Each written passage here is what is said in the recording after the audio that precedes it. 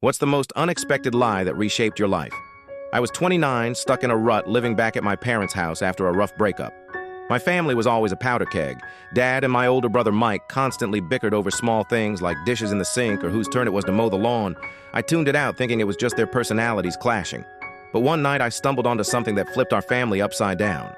While helping Mom clean the attic to make space for old furniture, I found a small locked box in a dusty corner. It was heavy with a faded floral pattern like something Mom might have owned in the 80s. I figured it was sentimental junk, but curiosity got me. I pried it open with a screwdriver, expecting old photos or jewelry. Instead, I found a stack of yellowed letters tied with a ribbon addressed to Dad in unfamiliar handwriting. I know I shouldn't have, but I read one. It was from a woman named Sarah, dated 20 years ago, talking about how much she loved Dad and how hard it was to let him go.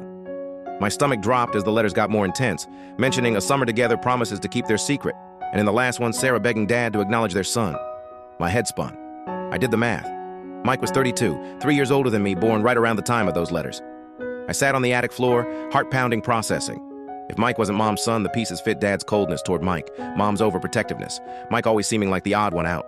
I couldn't keep it to myself that night. I confronted Dad, showing him the letters. His face went pale. He sat there silent for what felt like forever. Then admitted Mike was his son from an affair born before he and Mom married. Mom knew and insisted on raising Mike as her own. They'd kept it buried all these years.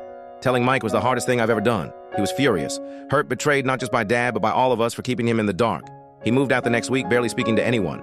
Mom was a wreck, blaming herself for not telling him sooner. Dad shut down. Our family felt like it was fracturing, and I regretted opening that box. But after a year, something shifted. Mike started therapy slowly. He and Mom began talking again.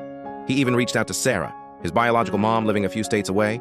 Meeting her gave him answers, closure, and a new connection. Dad's still working on rebuilding trust, but he and Mike have had a few real talks, the kind they never had before.